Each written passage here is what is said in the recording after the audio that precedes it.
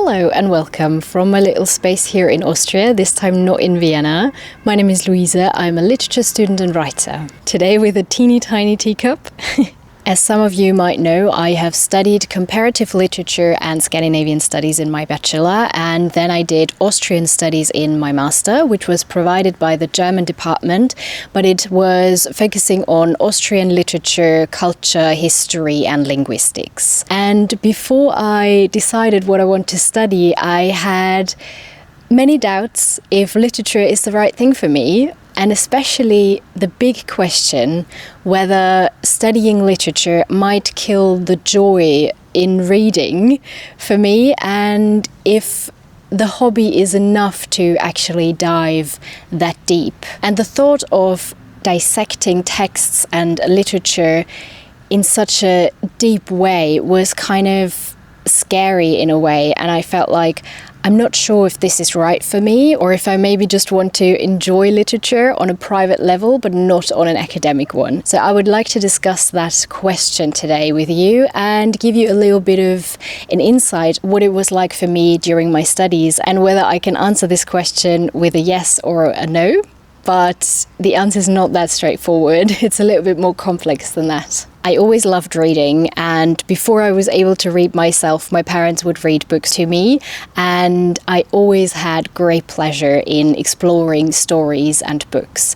And in school, it was quite obvious that I might want to do something with literature afterwards, and I recently met with my old class. We had 10-year anniversary since we graduated, and everyone was like, yeah, that's kind of obvious. You're doing exactly what we thought you might be doing after these years, because it was already so clear. I loved reading, I loved German classes and talking about literature, I loved writing and reading my texts in front of an audience. But before I made my decision on what I want to study, I obviously had many different ideas. I was also thinking of maybe I could do history, which I really loved, and I initially started with English and American studies, which I decided wasn't for me, and then I changed to comparative literature and later also added Scandinavian studies for my 2 bachelors. And before that, as I already said, I was a little bit hesitant and was wondering if this is actually the right thing for me. I can already tell you that there were several moments during my studies where I was struggling with it,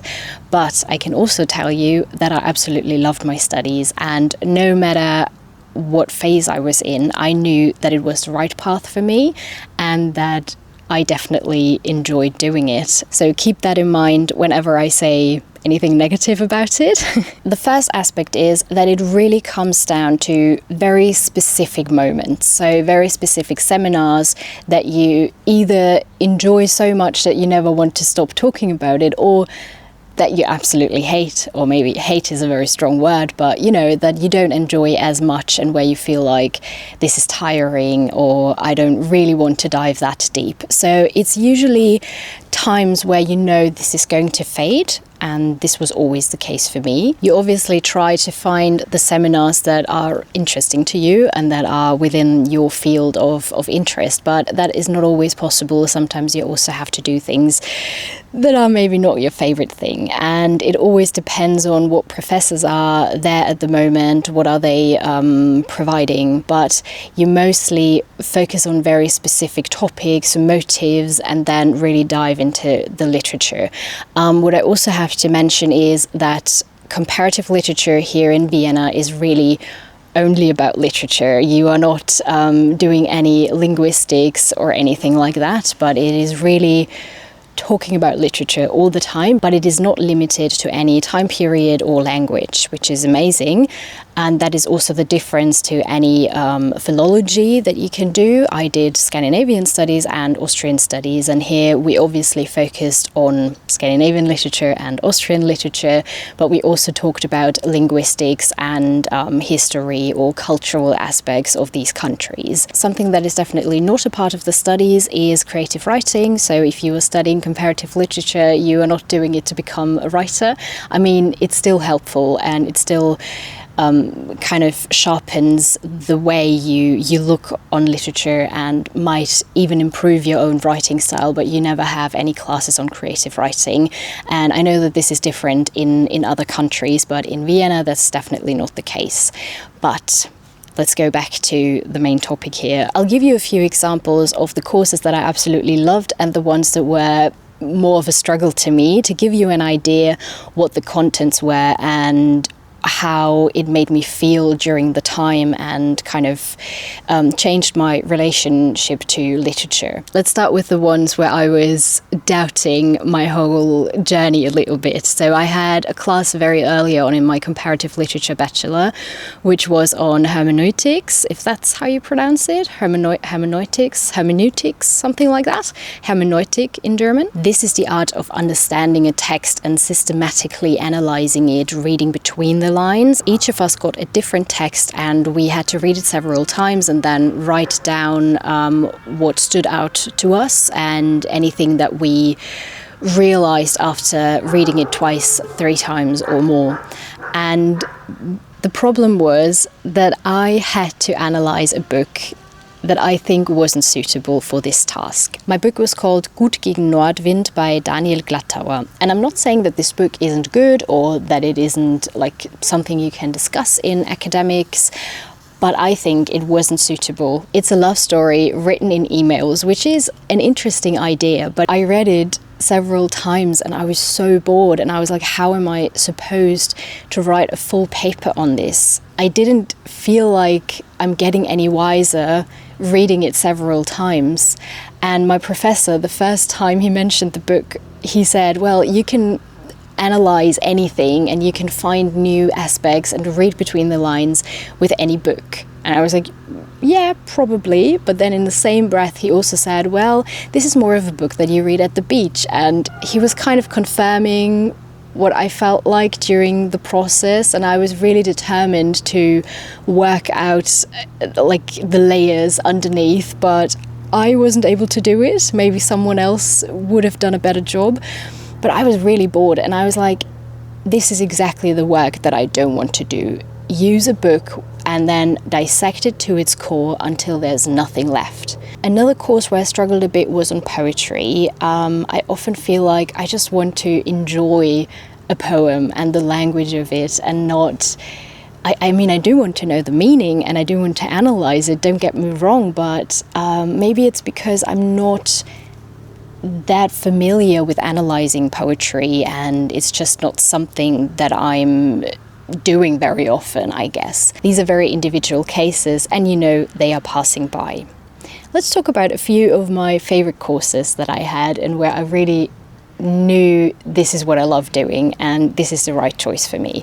For example, I had a seminar on unreliable narration. I've mentioned it quite a few times here on the channel. I have yet to make a proper video on it, but it was my bachelor seminar. I wrote one of my bachelor theses there, and I loved looking very close at the characters and asking, are they reliable? Are they telling the truth? Can you follow their point of view? Unreliable narration basically means that you can't trust the character and the point of view that it is told from.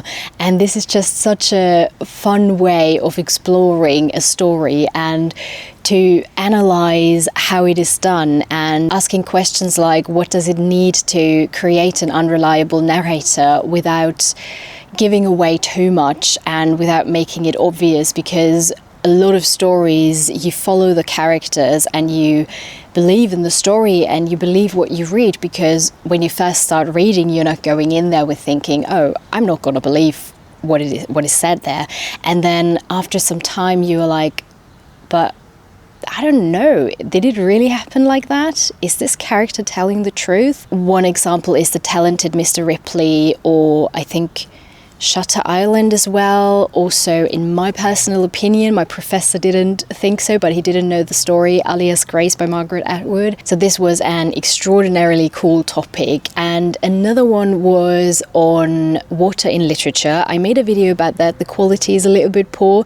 I might refilm this whole thing again. We were discussing how water is portrayed in specifically Scandinavian literature, and believe me, there is so much that you can analyze there and research and do, talking about climate change and the Anthropocene, blue humanities, but also how water conveys meaning in a story. The book I wrote my thesis about was by Tore Kväven, if I'm not mistaken. It was called Eisiges Land in German, and that was also something I enjoyed so much that I was even thinking of writing my master thesis in that realm, or like on anything nature related, but I didn't end up doing that. But it's still in my head, and I feel like this is a topic where I could go on and on about it. So you can see it depends on the courses, and in the best case scenario you have a lot of courses that you are interested in and that you don't just have to do for the ECTS and because no other courses in the time frame that you need it to be. But now let's talk about a few aspects and phases where I was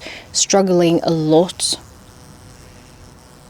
One major struggle that I've had from the beginning of my studies up until today is that I am a very slow reader. And this sometimes even feels like a handicap in this kind of study, which sounds a bit weird, but let me explain. So when I say I'm a slow reader, I really mean it.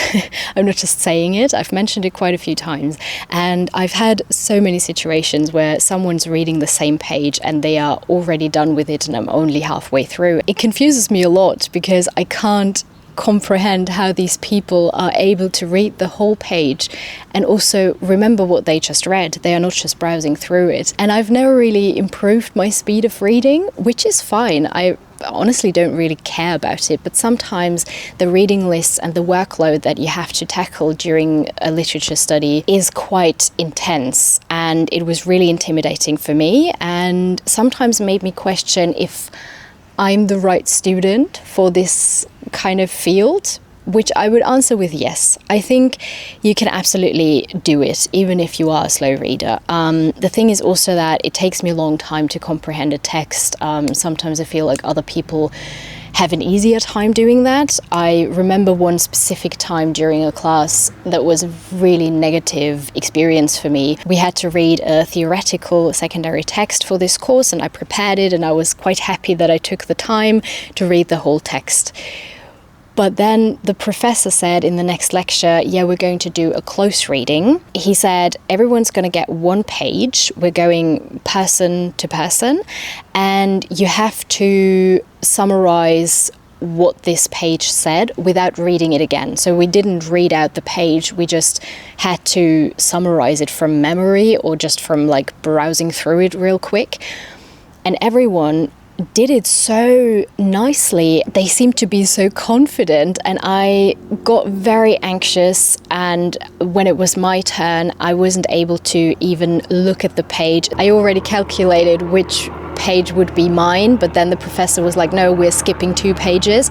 So I freaked out, and so it was obviously my brain going into panic mode, and maybe in a more calm surrounding I would have been able to give some kind of summary. But these are situations that stress me out so much, and I've always felt like other people are more confident in that way.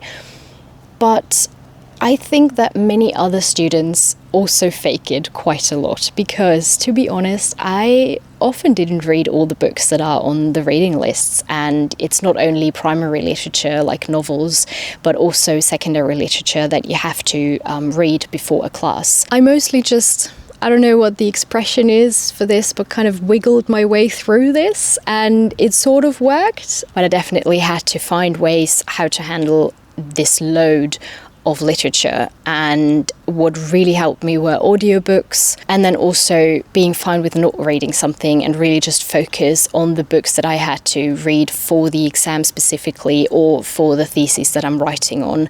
Sometimes I felt like I'm missing out on literature and I'm not gaining enough expertise, but I feel like no one is able to read everything, and all the other students are probably doing the same thing. They are just more confident about it.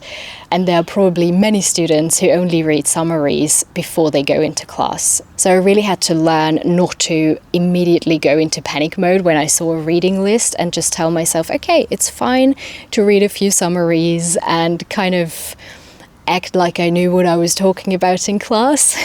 Also, the fact that reading a book for private purposes is not the same as reading it for an academic one, because you obviously have to dive in a lot deeper. You have to memorize what you just read, sometimes focusing on specific, motives or aspects of the text. So it's not just for pleasure, and it doesn't matter how much you remember afterwards. So it's a lot more demanding, obviously. But if you are struggling with that in your studies, I just want you to know that you're not alone with this, and really don't give up. I feel like it's so cool to stay within the field, even though you are maybe a slow reader, because that's fine too. You still have important thoughts and important things to say about the text that you do read, and you just do it in your own time. Okay, that was a bit of a motivational speech.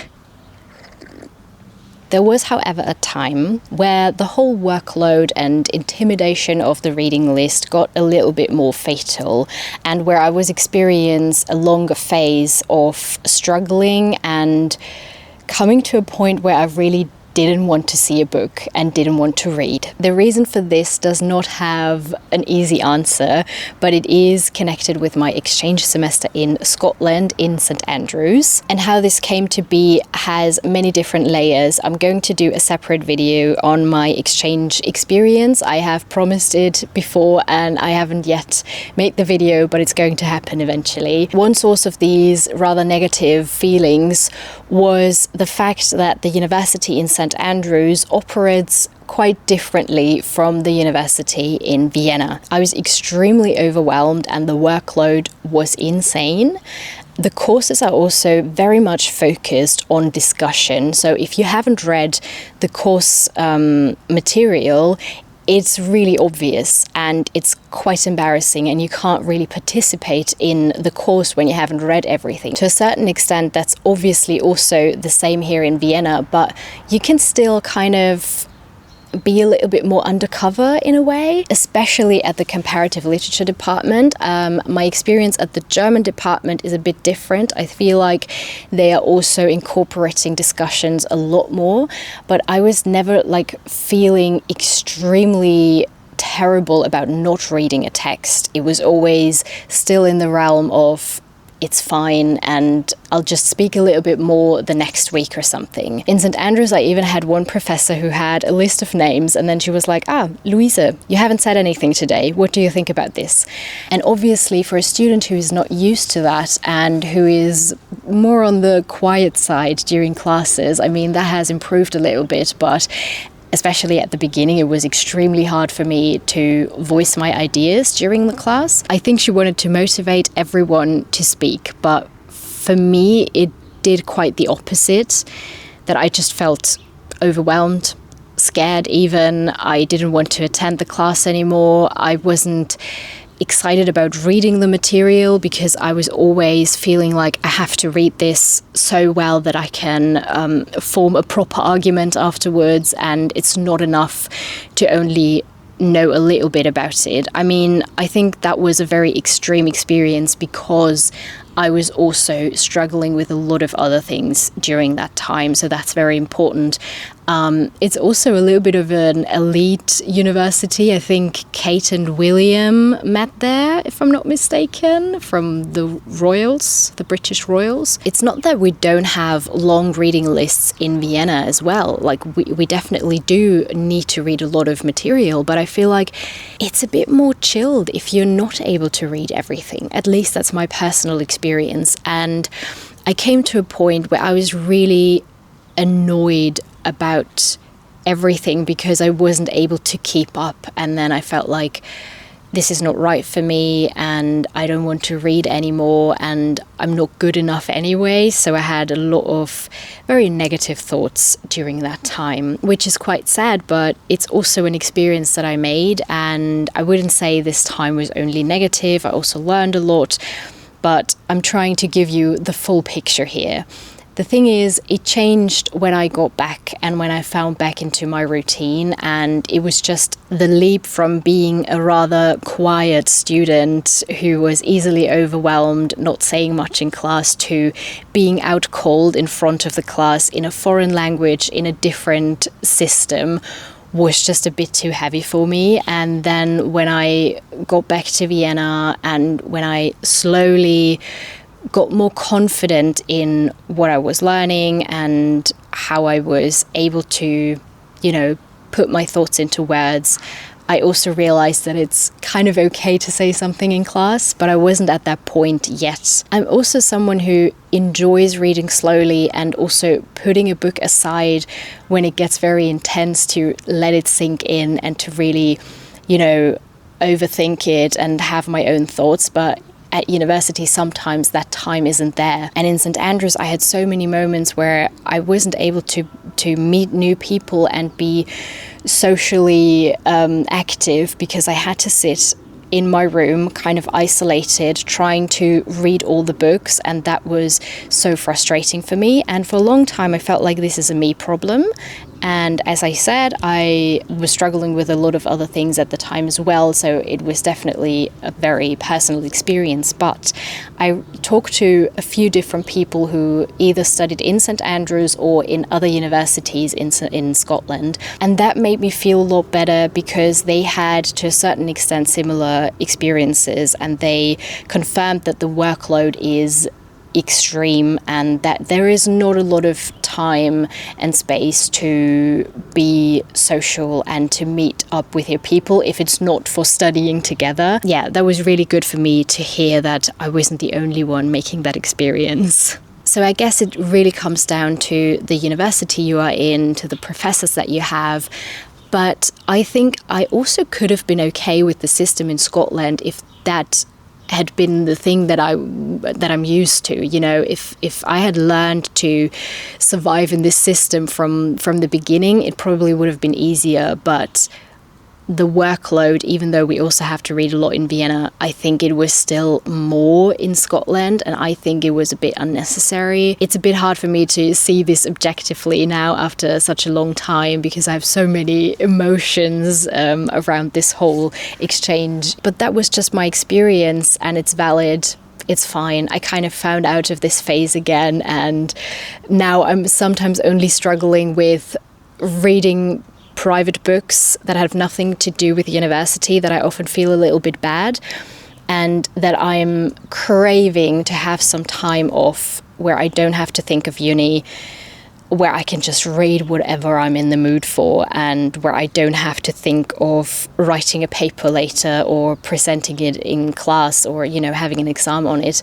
So this definitely creeped up on me sometimes where I was like, I just want to read for pleasure and not spend my holidays with a long reading list that I have to tackle. Otherwise, I'm not managing the course, Before my camera dies again because it's too warm outside, I'm trying to summarize it all. The answer to the question whether literature studies might kill or affect the joy of reading, I would say there is no real answer to this. There are moments where you feel like it's overwhelming. There are maybe even longer phases where you're like, I need a break.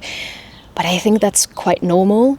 And you would probably also have that with other studies. I think the positive effects of studying literature are so much bigger. And all the things that I've learned and that have really widened my horizon and learn about society and culture and history, which is all packed into different stories and different books. And it is beautiful to unpack it and to learn about it. So I feel like studying literature is enriching the way I read, and even though sometimes it's annoying and sometimes it feels a bit much, but that's normal, and the positive sides weigh a lot more for me personally in my experience.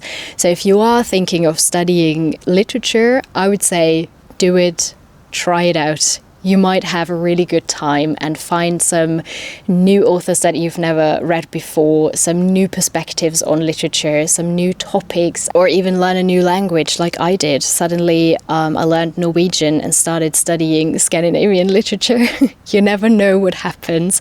That was my conclusion. I hope all of this made sense and it was coherent. I would love to hear if you are thinking of studying literature, or if you are maybe already studying literature.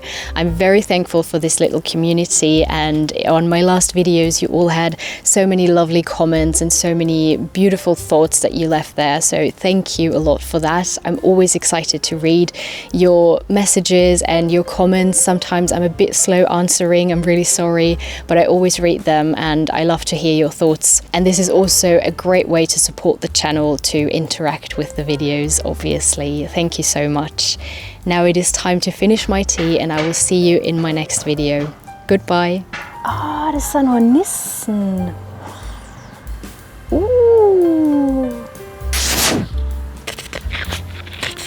Okay, the camera just shut down because it was too warm for it.